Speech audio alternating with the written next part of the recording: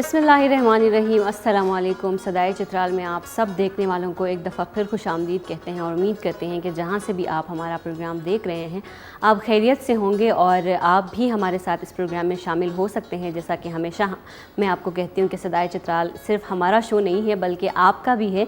आप भी हमारे साथ इस प्रोग्राम में शामिल हो सकते हैं कॉल्स के ज़रिए। स्क्रीन पर जो नंबर दिया गया है वहाँ पर आप हमें कॉल करें।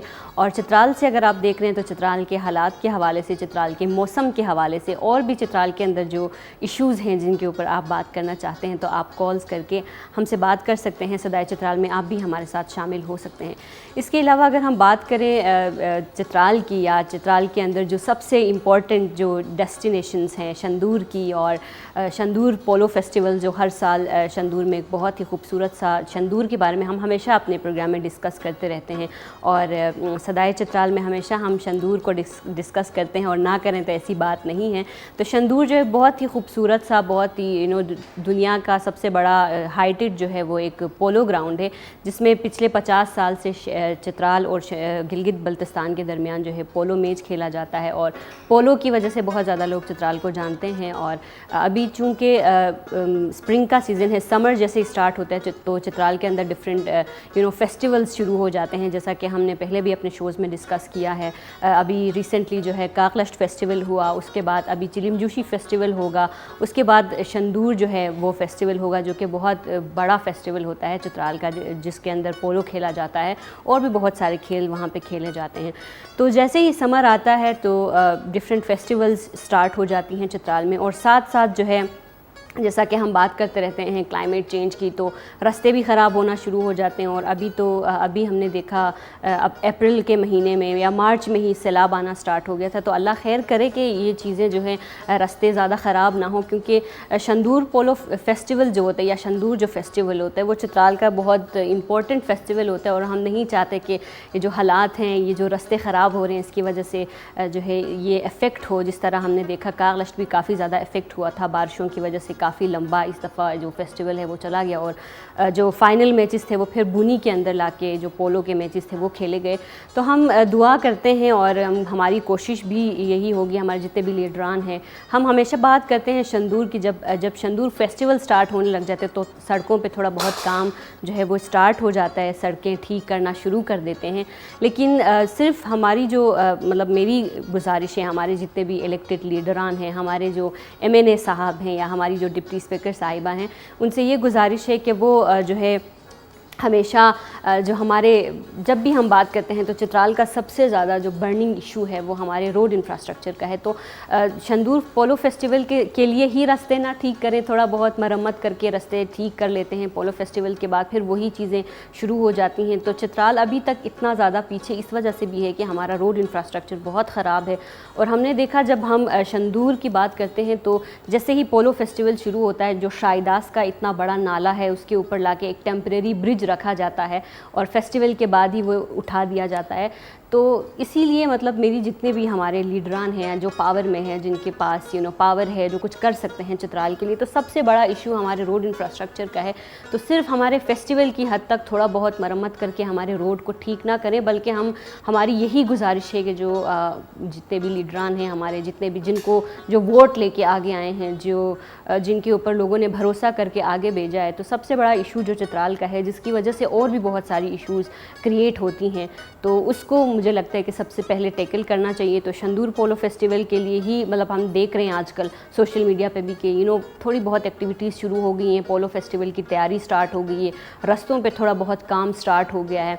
तो ये है कि हमारी जितने भी मतलब अफवाज, हमारी पाक फ़ौज से भी ये गुजारिश है कि जो मैंने बात की कि ब्रिज लाके एक टेम्परेरी रखा जाता है, वो भी पाक फ़ौज की जानिब से रखा जाता है और फिर वहाँ से उठा दिया जाता है। फिर जो लोग वहाँ पे आए हुए होते हैं टूरिस्ट, फिर आते हुए उनको बहुत ज़्यादा इशू होता है।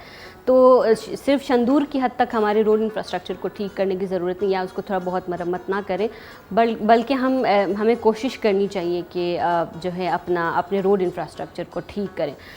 تو بس یہی گزارش کر سکتی ہوں کہ آگے بہت زبردست فیسٹیولز آنے والے ہیں. جیسا کہ ہم نے کہا کہ کاغلشت ہو گیا, لیکن ابھی جو ہے چلم جوشی اور شندور فیسٹیول آنے والا ہے. تو چترال کے جو میجر ایشوز ہیں ان کو تھوڑا بہت زیادہ حل کرنے کی ضرورت ہے فوکس کر کے, کیونکہ ہمارا ٹورزم بھی انہی ایشوز کی وجہ سے بوسٹ اپ نہیں ہو پاتا. ہمارے چترال کے اندر ٹورزم کی بہت زیادہ پوٹینشیل ہے, نہ صرف شندور, یا اگر ہم بات کریں تو لوگوں کے دماغ میں صرف شندور یا بمبریت یا مطلب جو کیلاش کمیونٹی ہے وہ آتا ہے, لیکن اس کے علاوہ بھی بہت زیادہ ایسے اپر چترال کی ہم بات کریں تو بہت زیادہ ایسے ٹورسٹ اسپوٹ ہیں جو کہ ٹورزم میں بہت زیادہ ان کے اندر پوٹینشیل ہے. تو ان سب کو ڈیولپ کرنے کے لیے ہمیں اپنے روڈ انفراسٹرکچر کو ٹھیک کرنا پڑے گا, اور آگے ہم دیکھیں گے انشاءاللہ آگے آنے والے دنوں میں شندور فیسٹیول بھی ہوگا, جو کہ ایک بہت ہی زیادہ ٹورسٹ ڈیسٹینیشن ہے. اسی ٹائم پہ بہت زیادہ ٹورسٹ آتے ہیں چترال کے اندر, تو کوشش کرنی چاہیے کہ جو ہمارے ایشوز ریلیٹڈ ہیں ان کو ٹھیک کریں ہم. ویلکم بیک ناظرین, بریک کے بعد آپ سب کو دوبارہ خوش آمدید کرتے ہیں. اور جیسا کہ آپ لوگوں کو پتہ ہے کہ صدائے چترال میں ہمیشہ ہمارے ساتھ چترال سے ڈفرینٹ شعبوں سے تعلق رکھنے والے لوگ آتے ہیں, گیسٹ آتے ہیں, پھر وہ اپنے ایکسپیرینسز ہمیں بتاتے ہیں, ڈفرینٹ جو فیلڈ ہوتا ہے ان کا. تو آج کے گیسٹ سے ملنے کے لیے, آج کے جو ہمارے ساتھ گیسٹس ہیں دونوں, ان سے ملنے کے لیے میں بہت زیادہ ایکسائٹڈ ہوں, کیونکہ جب میں نے ان کی سٹوری سنی, جتنا زیادہ مطلب میں کہہ سکتی ہوں ایک سپر کپل یا ایک پاور کپل جو ہے وہ کافی ٹائم سے ڈفرینٹ سیکٹرز میں اپنے خدمات انجام دے رہے ہیں. تو ہمارے ساتھ تشریف لے کے آئے ہیں آج یہ فدا احمد سر صاحب ہیں, جو کہ میں یہ بتاتے ہوئے فخر بھی محسوس کر رہی ہوں کہ وہ اپر چترال سے فرسٹ انجینئر ہیں, اور جو ہے پورے چترال اپر لوور دونوں ڈسٹرکٹ کو ملا کے وہ سیکنڈ الیکٹریکل انجینئر ہیں پاکستان اس کے چترال کے. اس کے ساتھ ان کی وائف ہے جن کا بھی ایجوکیشن کے فیلڈ میں 44 ایئرس کا ایکسپیرینس ہے ٹیچنگ کا.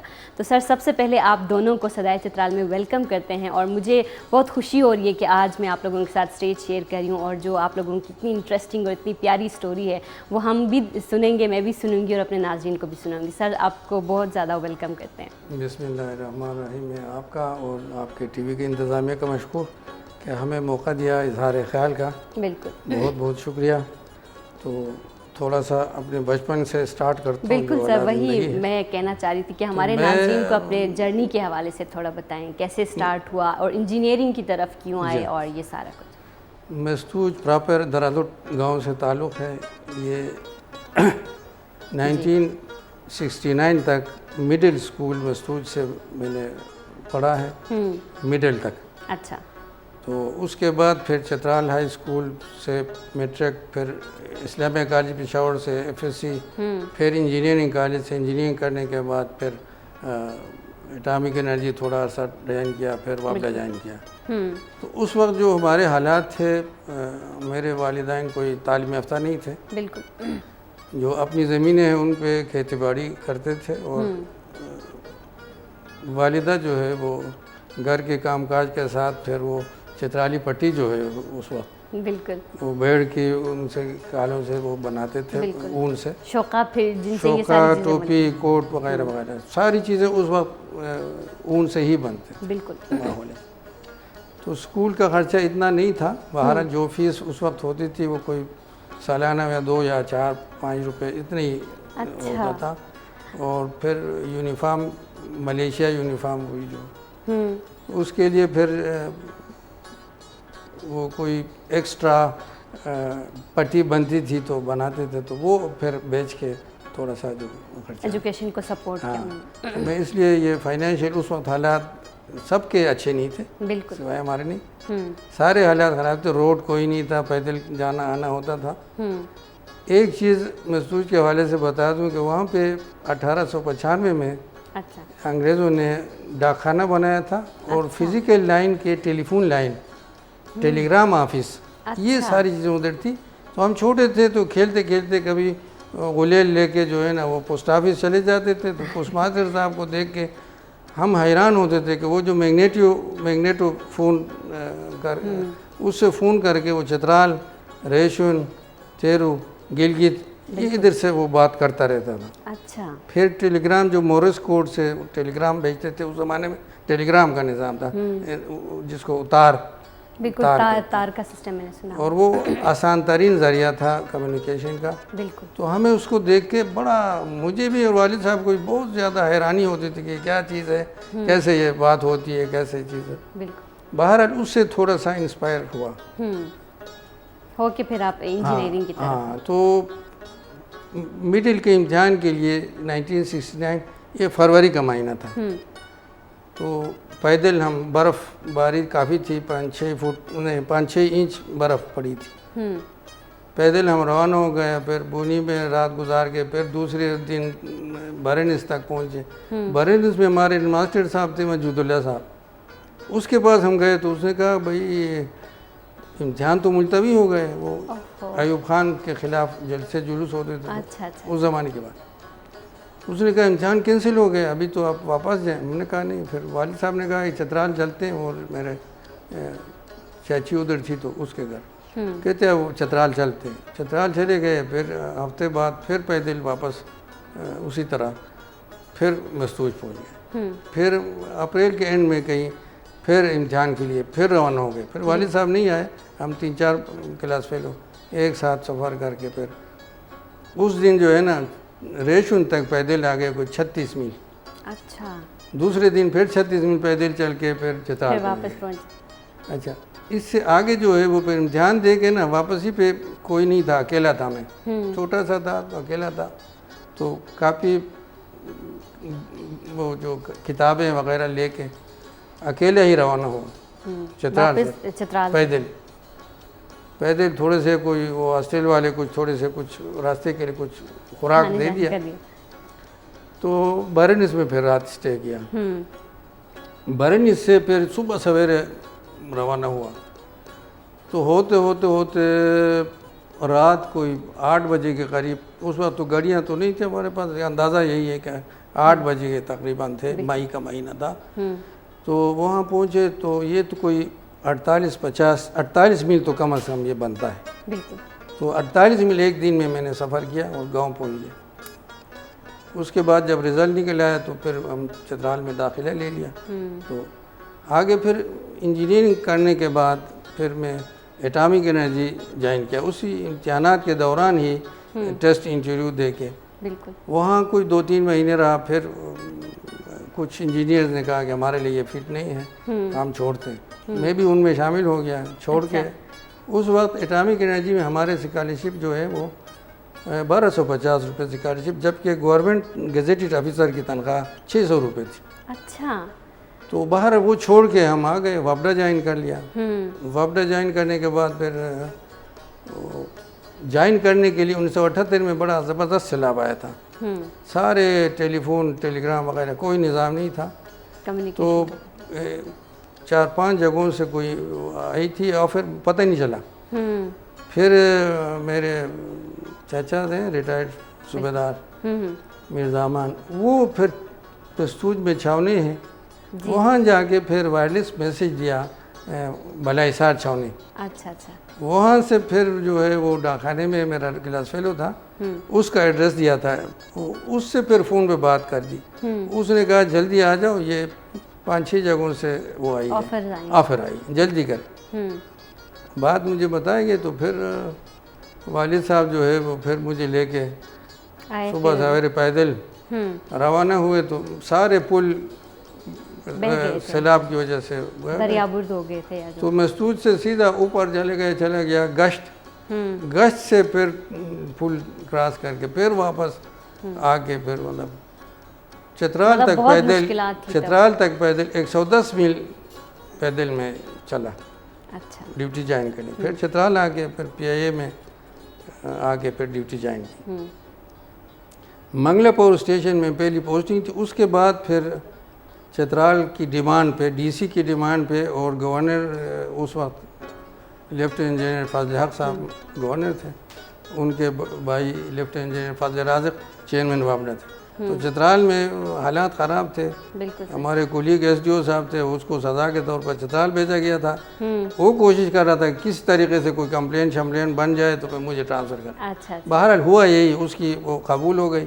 مجھے منگلہ سے پھر ٹرانسفر کر. حالانکہ جنریشن سے ٹرانسفر بہت مشکل سے ہوتا ہے. مجھے آپ نے وابڈا میں ہی میں نے آپ کی اسٹوری دیکھی تھی کہ آپ نے لائک وہاں پہ 21 اسکیل پہ آپ ہوئے ہیں. جی ریٹائرمنٹ. سر آپ کی جرنی تھوڑا سا آگے بھی سنیں گے. اب میں تھوڑا سا مجھے لگتا ہے آنٹی لیفٹ آؤٹ فیل کریں تو ان سے بھی تھوڑی بات کریں گے ان کی جرنی کے حوالے سے مزید. پھر میں آپ کی طرف آؤں گی. سب سے پہلے آپ کو بھی ویلکم کرتے ہیں اور تھوڑا سا میں آپ سے آپ کی جرنی کے حوالے سے جاننا چاہوں گی کیسے آپ نے مطلب اپنا, جیسے کہ سر بتا رہے تھے تو ہمیں تو اسٹوریز ہی لگتی ہیں کہ اتنے مشکل سے چل کے آنا مطلب کافی مشکل تھا. تو آپ کی جرنی کیسے اسٹارٹ ہوئی اور ٹیچنگ کی طرف آپ کیسے آئیں اور اتنا سال آپ نے مطلب اتنے زیادہ سال آپ نے اپنی سروس ٹیچنگ میں کی. تو آپ کی جرنی میں ابتدائی تعلیم اپنے گھر سے ہی حاصل کی ہے. اچھا اچھا. تو اصل میں اسی زمانے میں ہمارے گاؤں میں کوئی گرلز اسکول نہیں تھا. اچھا, گرلز اسکولس نہیں تھا. بالکل. تو میرے والد صاحب محترم تو اس زمانے میں ایک بہت ہی کامیاب بزنس مین اور سیاسی لیڈر بھی تھے. اچھا. تو اس کی ہر وقت یہی کوشش رہی تھی کہ کسی طرح بچیوں کا ایک گرلز اسکول قائم ہو جائے بنی میں. ہاں.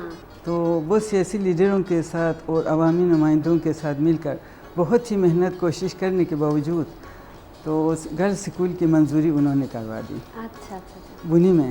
تو اپنے مہمان خانہ انہوں نے 2 کمروں پر مشتمل اور اعلان کے ساتھ وہ انہوں نے دے دیا گورنمنٹ کو, فری دے دیا بچیوں کی ایجوکیشن کی خاطر. اچھا.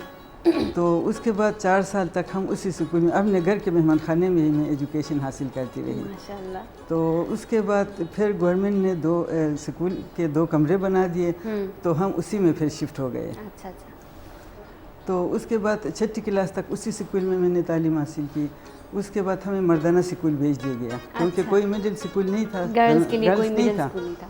تو مردانہ اسکول میں ہمیں بھیج دیا گیا. تو مردانہ اسکول میں ہم مردانہ شلوار قمیض پہن کے, مردانہ ٹوپی پہن کے آپ ان کے ساتھ پھر پڑھتے تھے. بالکل مردانہ لباس میں ہم جاتے تھے اسکول. تو میٹرک تک ہم نے مردانہ اسکول سے تعلیم حاصل کی. تو اس کے بعد فوراً مجھے جاب مل گئی میٹرک کے بعد. میٹرک کے بعد فوراً 1-2 مہینے کے اندر.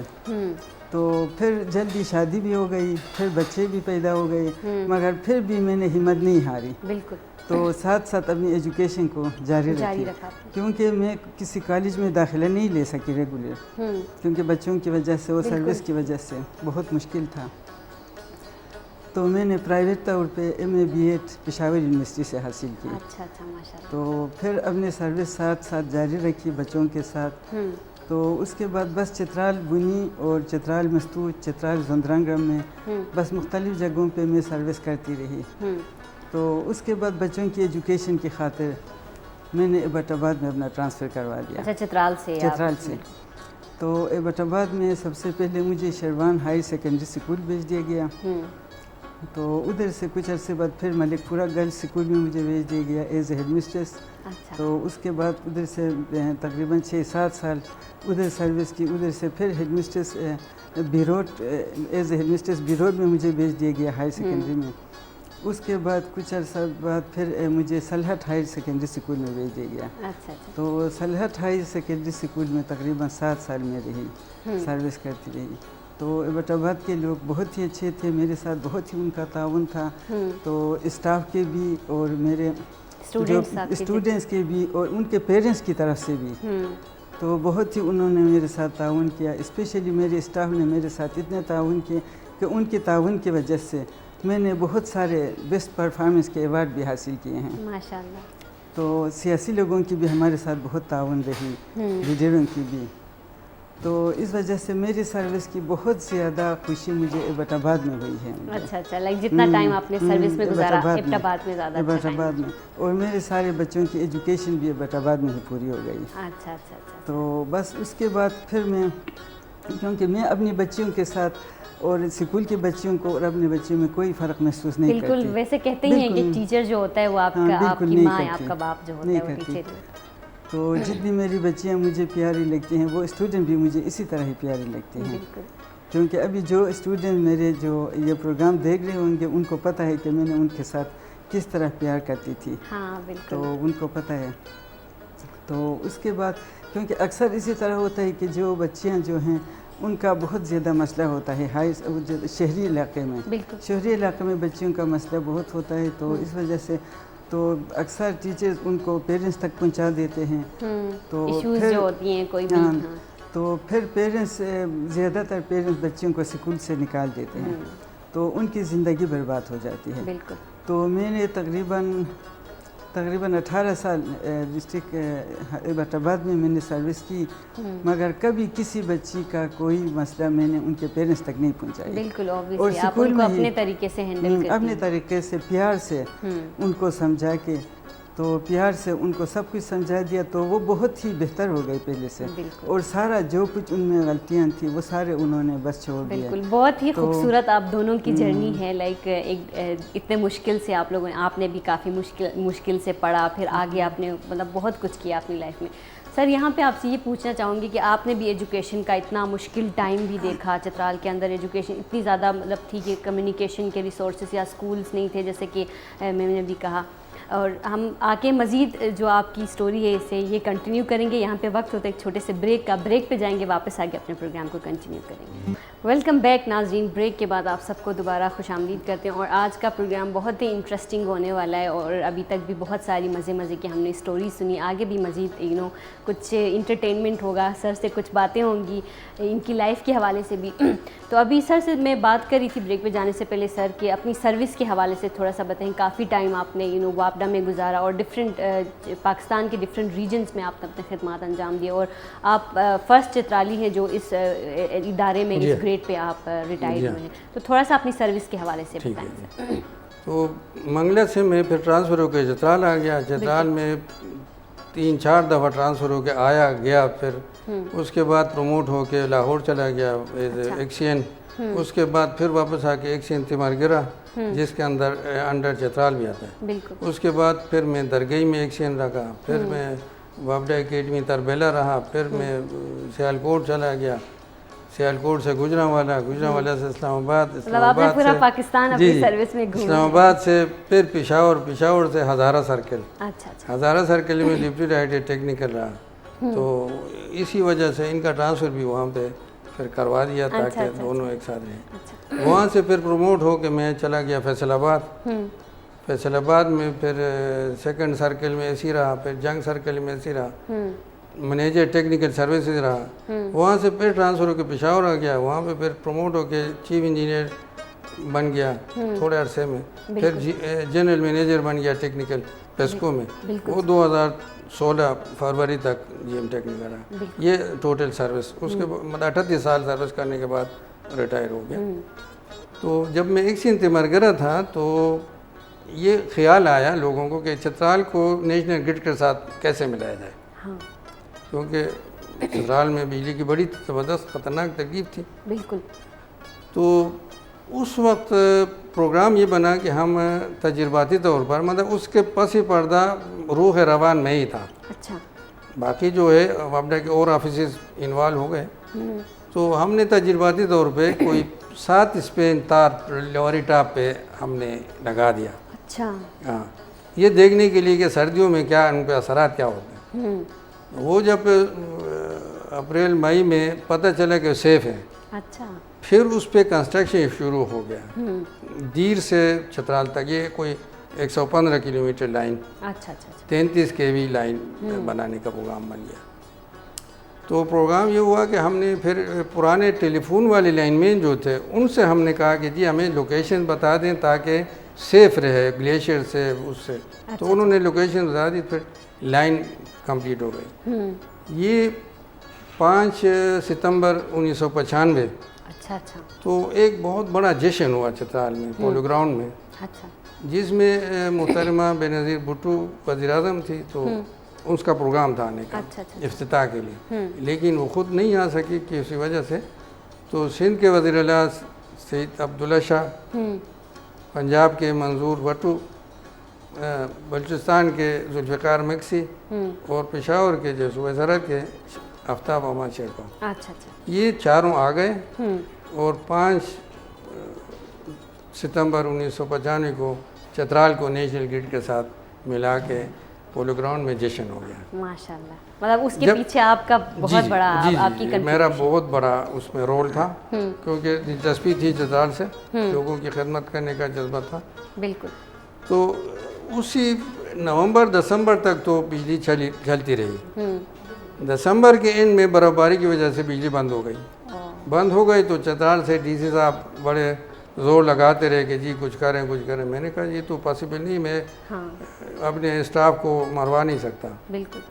تو ہوتے ہوتے اس وقت یہ پیپلز پارٹی کی دلچسپی تھی کہ چترال دیر سے چترال تک ہیلی کاپٹر سروس اس زمانے میں سردیوں کے لیے سروس چلتی تھی. بالکل. تو ہم نے ہیلی کاپٹر کے جو وہ تو پٹھان تھا, پشتون تھا, میجر تھا اس کے ساتھ ہیلی کاپٹر میں سروس میں, تو اس سے ہم نے کہا کہ جی ہمیں صرف اتنا بتا دیں کہ کیا صورتحال ہے, یہ ہمیں اپڈیٹ کریں. تو اس نے دیکھ کے لوکیشن بتا دیا کہ فلان جگہ پہ جو ایک تار بچی ہے, باقی 2 تاریں نہیں ہیں. ان سے پروگرام بنا. ہم نے کہا جی ہم نے کسی طریقے سے وہاں پہ پہنچا دیں, فالٹ اٹینڈ کریں گے. بالکل. تو 2-2.5 لاکھ کا بل اس وقت بنا, وہ ہم نے آگے بھیج دیا. لیکن وہ پروسیس ہوتے ہوتے اچانک ان کا فون آیا کہ جی میرا تو ٹرانسفر ہو رہا ہے, تو آپ لوگ کسی طریقے سے صبح تیار ہو جائیں, میں آپ کو لے جاؤں. اب اتنی جلدی میں کون تیار ہو سکتا ہے؟ بالکل. تو دیر والا جو تھا وہ ہارٹ پیشنٹ تھا, وہ کہتے میرے تو بس میں کی بات نہیں ہے.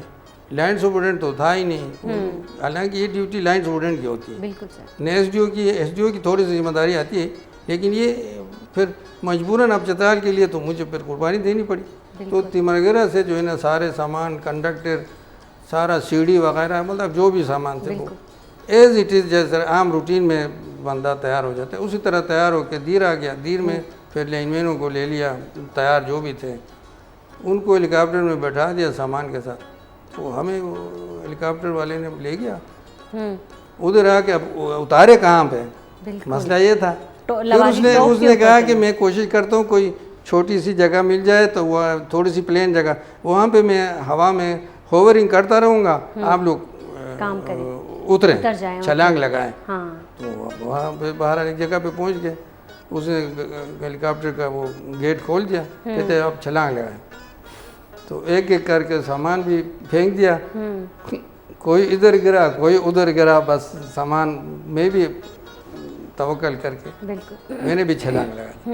تو اس نے کہا بھائی میں کب آؤں؟ ہم نے کہا جی اب آنے کا سوال ہی پیدا نہیں ہوتا, کچھ پتہ نہیں چلتا ہمارا کس طرح کتنا ٹائم لگے گا, کیسے ٹھیک ہوگا.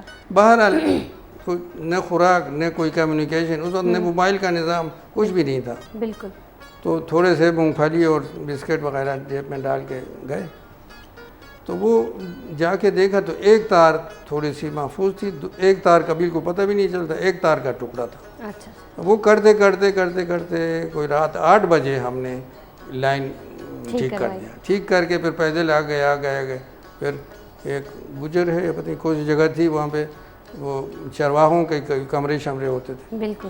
وہ توڑ کے ہم اندر گئے تو چائے پتی پڑی تھی, وہ چائے بنا کے پی کے پھر ہم پیدل روانہ ہو گئے دیر کی طرف. کافی آگے جا کے پھر وہ برف کا وہ ختم ہوا تو گاڑیاں آ گئی ہمارے پیچھے. تو یہ کوئی 11 بجے کے قریب آ کے میں دیر سے بجلی چالو کر کے آپ واپس پہنچے.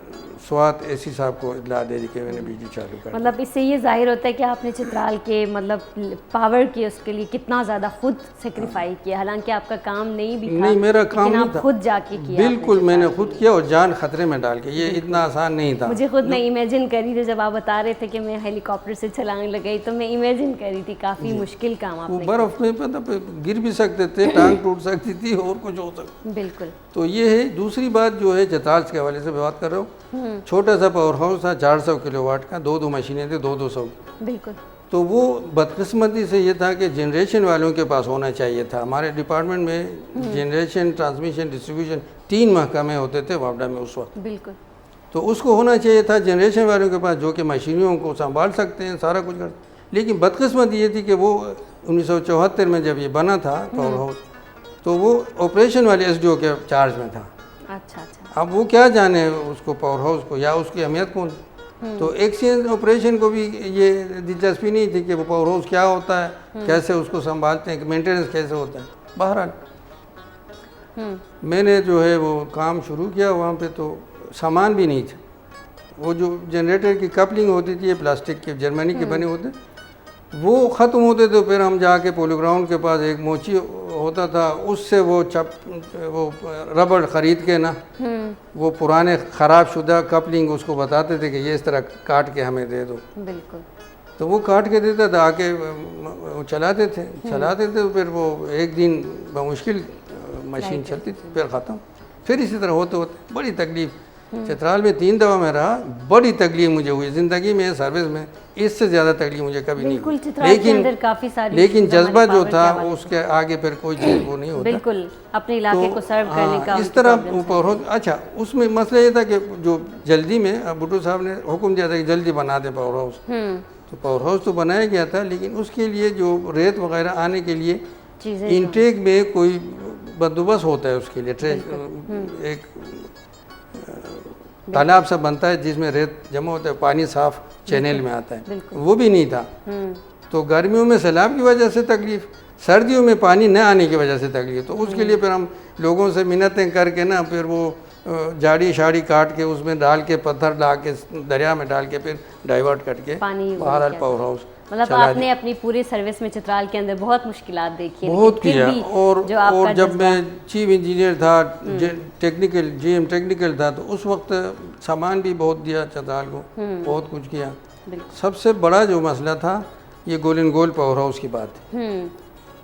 وہ جب بن رہا تھا، تیار ہونے والا تھا، تو اس سے میٹنگ میری ہوتی تھی پیسکو والوں سے، اس سے شیڈو والوں سے.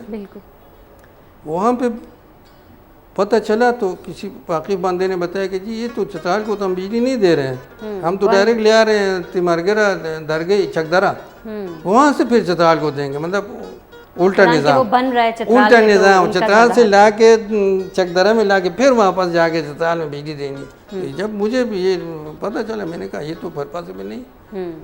پھر کوشش کی، پھر کچھ سیاسی لیڈروں نے رول ادا کیا. پھر میرا ذاتی دلچسپی تو میری تھی، لیکن سیاسی لوگوں کو میں نے تھوڑا سا گائیڈ کیا کہ اس طرح کریں. ہم آپ کے سروسز کے لیے، چترال کے پاور کے لیے آپ نے جتنا کام کیا سر، ہم آپ کے شکر گزار. پھر اس طرح ہوا، وہ ڈیلے کرنا چاہتے، وہ کہہ رہے تھے ہم گرڈ کے لیے زمین خریدیں گے پھر کریں گے، ہمارے PC1 میں نہیں ہے.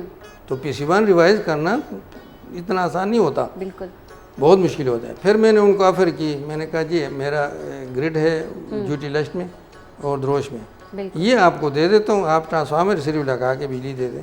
شکر الحمدللہ وہاں پہ ٹرانسفارمر لگا دیا، چترال کو بجلی وہاں سے شروع ہو گئی، اپر کو بھی لوور کو بھی، اور دروش میں تو خیر بعد میں انہوں نے لگا دیا. تو یہ چترال کے لیے مختصراً میری وہ خدمات بہت زیادہ آپ کی وابڈا کے حوالے سے. بالکل سر، اب تھوڑا سا آپ لوگوں کی پرسنل لائف کے حوالے سے پوچھنا چاہوں گی، میم سے پوچھنا چاہوں گی، آپ کی شادی کب ہوئی سر سے؟ کیسے ملے آپ لوگ؟ وہ میں بتاتا ہوں، ابھی سے نہ پوچھے.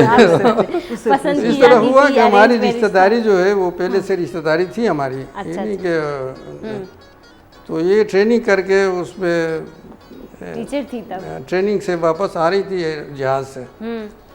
تو مجھے پتہ چلا تو میں ریسیو کرنے کے لیے ایئرپورٹ چلا گیا.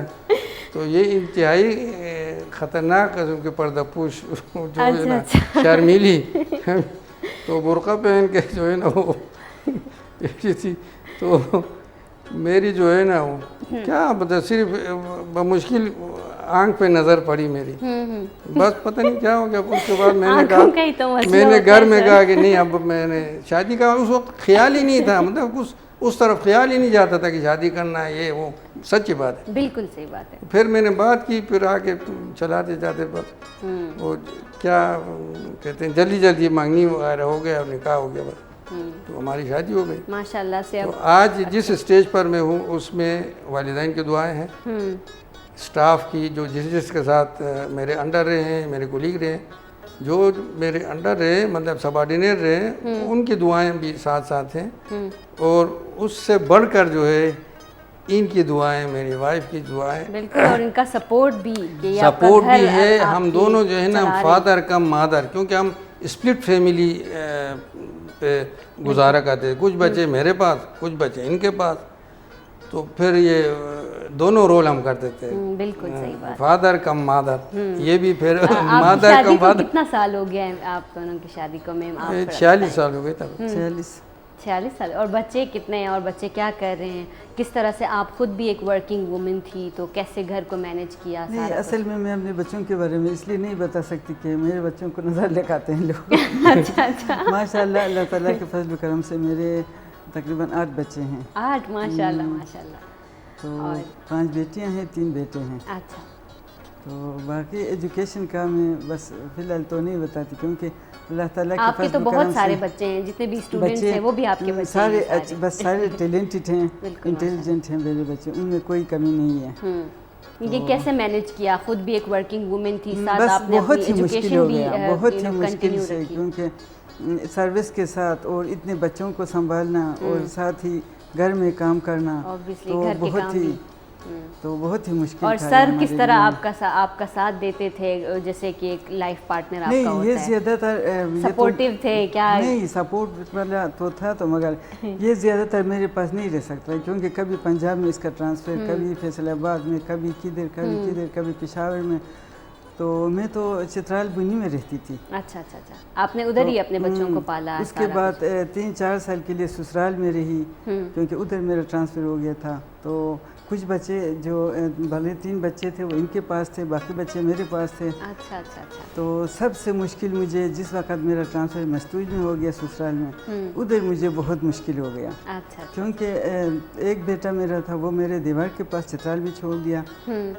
تو کیونکہ انگلش اسکول کی خاطر انگلش اسکول نہیں تھا ہمارے گاؤں میں، تو 2 بچیوں کو اپنے ادھر میکے میں چھوڑ دیا، اپنی امی کے گھر، امی کے پاس.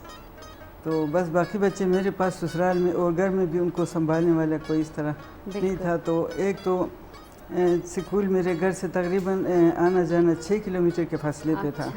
تو ہر وقت پیدل جا کے بچوں کو لے کے پیدل جا کے اسکول پہنچنا، اور ہر وقت ادھر سارا سال ہوا چلتی رہی. میں سوچنا ٹھنڈی ہوا، تو بس بہت مشکل مجھے ادھر ہی ہوا. ویسے بہت زیادہ مشکلات جو ہے وہ فیمیل اگر ورکنگ وومن ہو تو بہت زیادہ مشکل ہوتا ہے. اور اگر ہسبینڈ کچھ بولے تو پھر آپ کو غصہ آتا ہے. ویسے ہمارے یہاں جنرلی ہماری سوسائٹی میں یہ بچہ کچھ اچھا کرے تو کریڈٹ باپ خود لے لیتے ہیں، اور کچھ غلطی ہو تو کہتے ہیں تا جیل ہی، مطلب تا ٹھیٹھیرو. اس طرح کوئی تو کبھی کوئی غصہ آیا ہے نہیں، ایسے ماحول میں کبھی نہیں اس طرح کے بلیم نہیں کرتے. اچھا اچھا اچھا.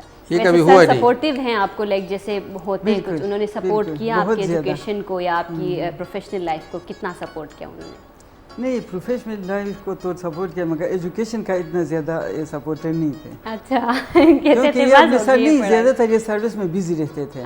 ان کو ٹائم ہی اتنا نہیں ملتا تھا، نہ بچوں کو اتنا زیادہ یہ ٹائم دے سکتا تھا، اور نہ مجھے کوئی سپورٹ کر سکتا تھا. کیونکہ اور ٹرانسفر بھی اس کے ہر سال ادھر ٹرانسفر، یہ بس پورے پاکستان کو انہوں نے چھان مارا ہے.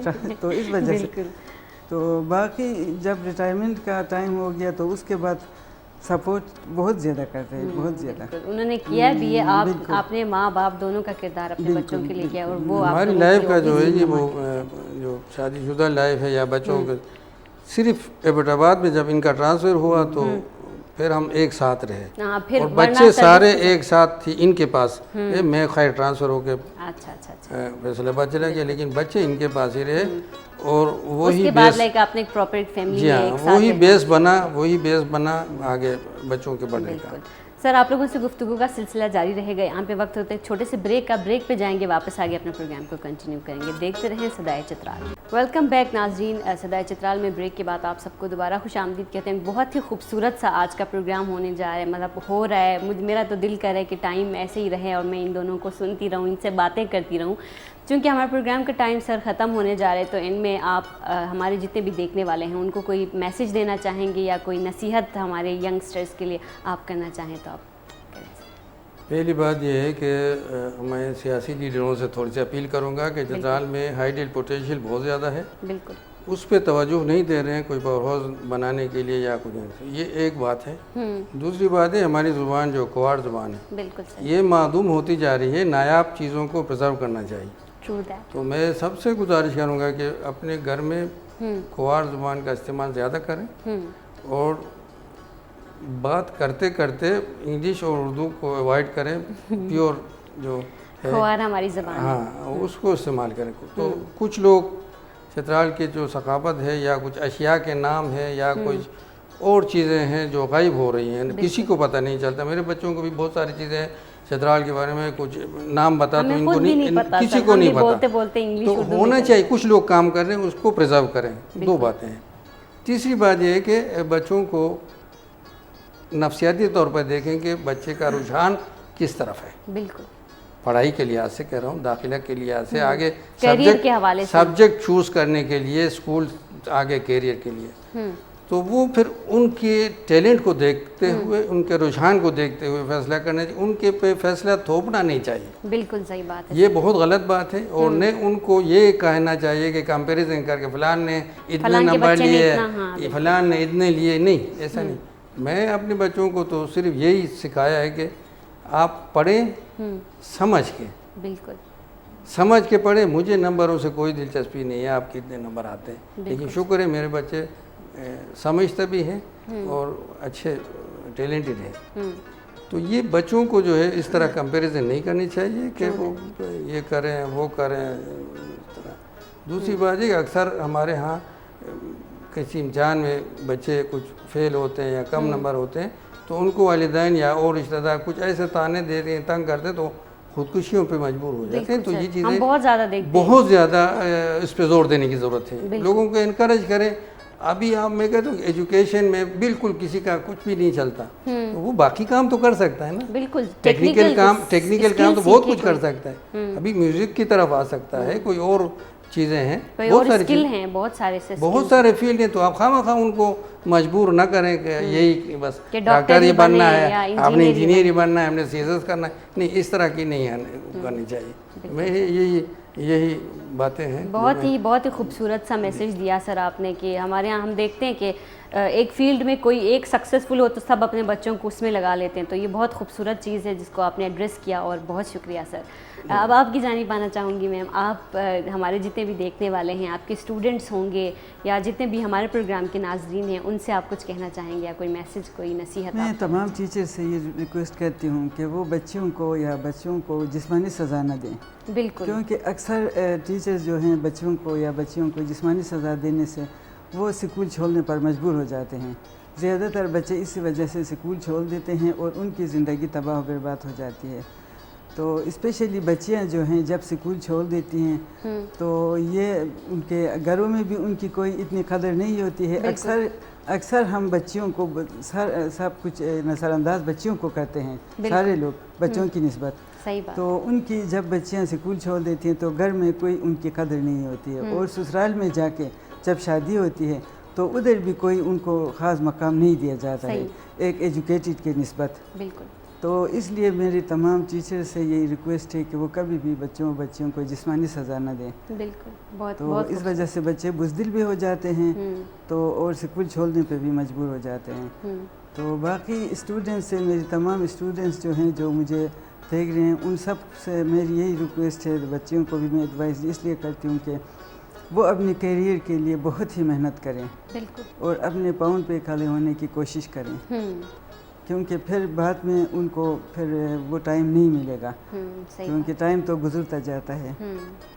تو بس ابھی ان کے پاس جو ٹائم ہے نا وہ اپنے کیریئر کو اچھے سے یوٹیلائز کریں اپنے کیریئر کے لیے. اس لیے میں ان کو یہی کہنا چاہتی ہوں. تو باقی میں نے اپنے سروس کا اختتام girls higher secondary school Sylhet سے میری ریٹائرمنٹ ہو گئی. تو اس کے بعد تو بس یہ میں نے پہلے بھی آپ کو بتا دیا جو ایبٹ آباد میں نے جتنا ٹائم 18 سال تقریباً میں نے گزار دیا، پوری سروس 44 سال سروس میں نے کی گورنمنٹ میں. تو زیادہ تر مجھے ایبٹ آباد میں بہت ہی مجھے خوشیاں حاصل ہوئیں. اچھا ٹائم، بچے بھی میرے پاس تھے تو باقی لوگ بھی میرے ساتھ بہت ہی تعاون کرتے تھے. تو میری ایک ڈی او صاحبہ جو میں ہر وقت بہت ہی اچھا پرفارمنس دیتی تھی، تو بیسٹ پرفارمنس کے بہت سارے مجھے ایوارڈ بھی مل گئے. اس وجہ سے میری ڈی او صاحبہ میڈم فرخندہ جو آج کل کینیڈا میں رہتی ہے ریٹائرمنٹ کے بعد، مجھے پہاڑوں کی شہزادی کے لقب سے پکارتی تھی. تو ہاں نا، ان کے پاس وہ ویڈیو ریکارڈ بھی سارے موجود ہیں. تو بس مجھے پہاڑوں کی شہزادی کہتی تھی وہ. ماشاءاللہ ماشاءاللہ، بہت ہی خوبصورت سا میننگ فل ٹائٹل آپ کو دیا ہے. بالکل. باقی اینڈ پہ یہ آپ لوگوں سے پوچھنا چاہوں گی، کبھی کبھی ایک دوسرے کی باتوں پہ غصہ آتا ہے سر آپ دونوں کو؟ نہیں، غصہ تو آتا ہے، مجھے تھوڑا کم آتا ہے لیکن ان کو زیادہ آتا ہے، لیکن برداشت کرنا پڑتا ہے. یہ نہ ہو تو پھر جو سرحدی کچھ تھوڑی سی جو جڑپ ہوتی ہے وہ کوئی بات نہیں. بالکل، وہ تو ہر گھر میں چیزیں نیچرل ہوتی ہیں. بہت اچھا لگا سر آپ لوگوں سے, آپ دونوں سے بات کر کے. ایک بہت ہی خوبصورت پاورفل کپل ہے جو کہ ڈفرینٹ اپنے فیلڈز میں نہ صرف چترال کے لیے بلکہ بہت ساری جگہوں میں جا کے انہوں نے لوگوں کی خدمت کی ہے. اور چترال کے لیے جیسے سر نے بتایا کہ پاور ہاؤس کے لیے یا پاور کے لیے جتنی محنت انہوں نے کی ہے, مطلب آؤٹ آف دا وے جا کے بھی انہوں نے چترال کی خدمت کی ہے. اور جس طرح میم نے بھی بتایا کہ اپنے اپنے کریئر میں انہوں نے بہت زیادہ چترال کے لیے بہت کچھ کیا ہے. تو جاتے جاتے تھوڑا سا اپنے گاؤں کے حوالے سے سر کچھ کہنا چاہیں گے آپ لوگ؟ گاؤں کے لیے تو مستوج گاؤں تو تاریخی گاؤں ہے. وہ تو انگریزوں کے زمانے سے پہلے سے چھاونی ادھر تھی اور بہت ہی تاریخی. مستوج کے حوالے سے یہ کہ مستوج کی ہوا جو ہے وہ ہر وقت چلتی رہتی ہے. اچھا, یہ میں نوٹس کر رہی ہوں آپ ڈر ڈر کے بول رہے ہیں, شاید آپ کو شاید مستوج نہیں پسند ہوگا. سسرال ہے اور میں نے ویسے نوٹس کیا جو بونی کے جو زیادہ تر لوگ ہوتے ہیں نا, پھر ان کی شادیاں اپر سائڈ میں ہوتی ہیں تو ان کو زیادہ پسند نہیں ہوتا وہ سسرال. میری سروس بھی زیادہ تر نا سروس کی وجہ سے بھی میں بونی میں رہی اپنے کے گھر میں, تو اس وجہ سے مجھے تو بہت زیادہ بونی کے بارے میں آپ کچھ کہنا چاہیں؟ مجھے بونی سے زیادہ سوئٹزرلینڈ بھی پسند نہیں ہوگا. اچھا, میری سوئٹزرلینڈ سوئٹزرلینڈ بھی پسند نہیں ہوتا, مستوج کی کیا بات ہے سامنے. بہت اچھا لگا سر آپ دونوں سے بات کر کے, اور میرا دل کر رہا تھا کہ ٹائم ختم نہ ہو, ہم باتیں کرتے رہیں, اور انشاءاللہ آگے بھی آپ ہمارے پروگرامز میں آتے رہیں گے. بہت شکریہ, بہت شکریہ, انتظامیہ کا بھی مشکور ہم. تھینک یو سو مچ. اور ناظرین, امید کرتی ہوں کہ آج کا پروگرام آپ لوگوں کو بہت اچھا لگا ہوگا, اور انشاءاللہ اگلے ہفتے آپ سے دوبارہ ملاقات ہوگی کسی اچھے پروگرام میں. تب تک کے لیے اپنا بہت سارا خیال رکھیں اور دعاؤں میں ہمیں یاد رکھیں. پاکستان زندہ باد.